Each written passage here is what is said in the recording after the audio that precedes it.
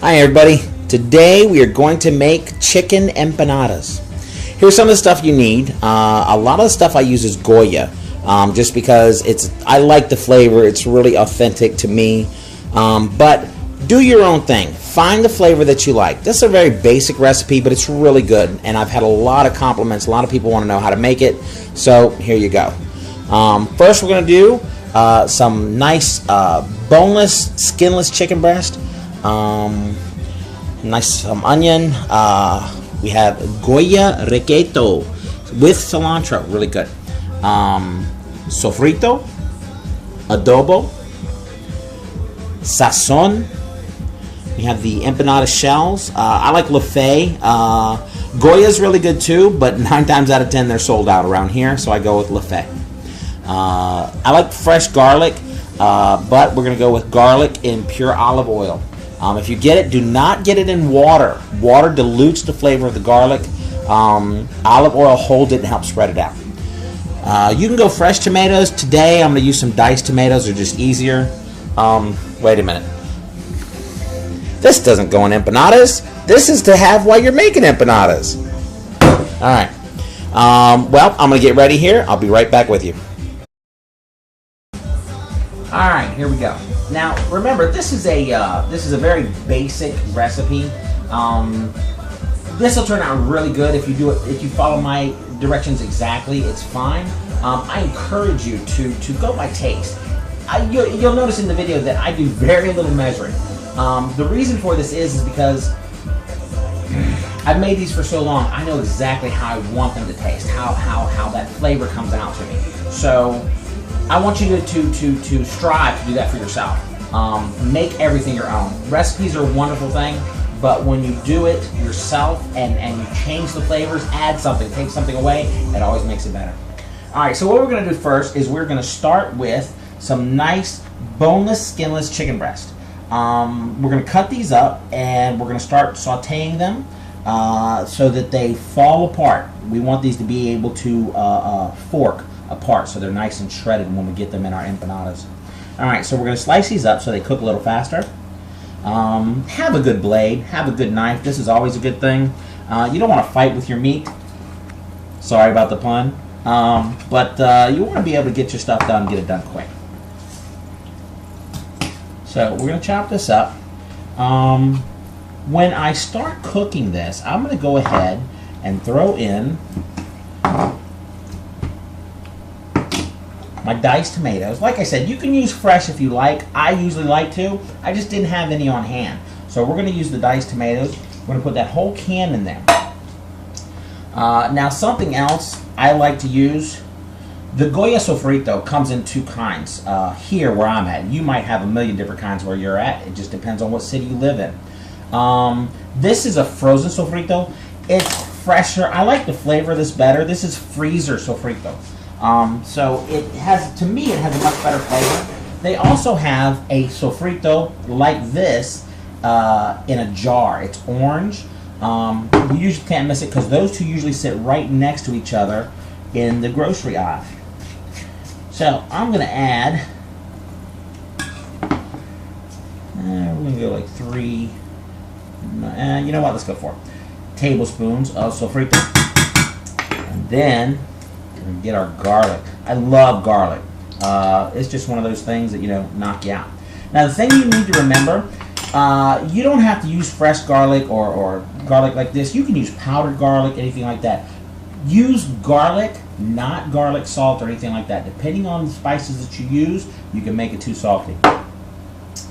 And we're going to go with a little adobo. I put a little bit in there right now. We'll go later and taste it, see how we're doing, and we'll go from there. This is what I start my saute out with. We're going to put this on to burn. I'm going to cook this for a little while, and I'll be right back with you, and we'll add the rest of our seasonings, slice up some onion, and go from there. Be right back. Alright, welcome back. We just got done simmering the chicken for about an hour. While it was simmering, I added sazon. I added 2 packs, the requeto, and some adobo. I chopped up an onion, half an onion into pea-sized chunks, put those in there, and then just let it go. Now our chicken's finished, so when I did the chunks, I had them nice like that. These should fork apart, literally. That chicken should be really nice and tender. I like shredded chicken in my empanadas. You have it however you want. As chunky as you want it, or as small as you want it. You can even do ground chicken, ground turkey, ground beef. Fun thing about empanadas is you can pretty much put anything in them. It's strictly up to your taste. So what we're going to do is we have our empanada shells. Now, when you buy packaged shells, you can make yours homemade. I just, didn't feel like doing that much today. When you buy packaged shells, the best thing to do is when you're doing it, these can get dried out so good. So you can have an egg wash or water. I just use water. I don't like a lot of egg or anything when I'm doing this stuff right here. It's not my taste, not my flavor. Take a little water, put it around the edges. This will keep your shells nice and moist. They won't dry out, and then when you are ready to seal them, they'll still stick together. Alright, now for this, we are going to use, once we have that nice and shredded up, keep that juice and the onions and the tomatoes all in there. Make sure you get every, try to get every little flavor in your empanada shells. So, take a nice little sized spoonful like that, and we're going to go 2. Alright. We'll do a couple of these.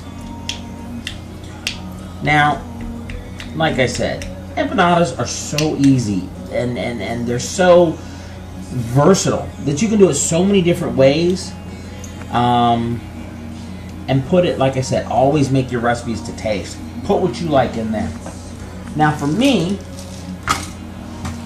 I like white cheddar with my chicken. So we're going to take some New York sharp cheddar. We're going to take some of that and we're going to put it right in here with our chicken.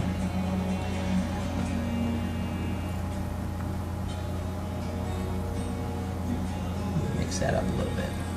Alright. Stuff in your shells. If you notice, I kind of put all this on one side.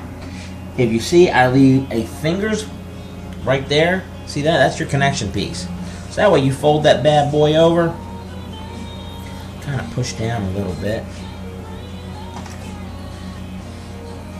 Take your fork around the corner there and just seal that up.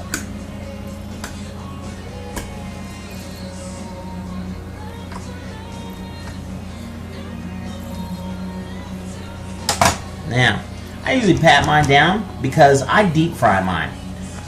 Some people will egg wash them and bake them. I like deep fried. You can deep fry anything, it tastes better. That's just my opinion. So, this is our empanada right here. Now, before we did this, I went ahead and did a few. I use canola oil. You can use canola oil, sunflower oil, peanut oil, however you like it. Just mix it up. Let's see, we're gonna break that open. Nice cheese in there. That's some good shit. I'm just saying. I hope you like it. Give it a try. Tell me what you think. Leave some comments in the box below. If there's something you want to see made. I'm going to be adding some videos here. We're going to mix it up. We're going to do some Italian, some Puerto Rican, some Iranian, some Chinese. I'm going to put a lot of stuff in there. Maybe some baked goods. If there's something you want to see, if there's something you like, anything, let me know. Thanks again. We'll see you next time.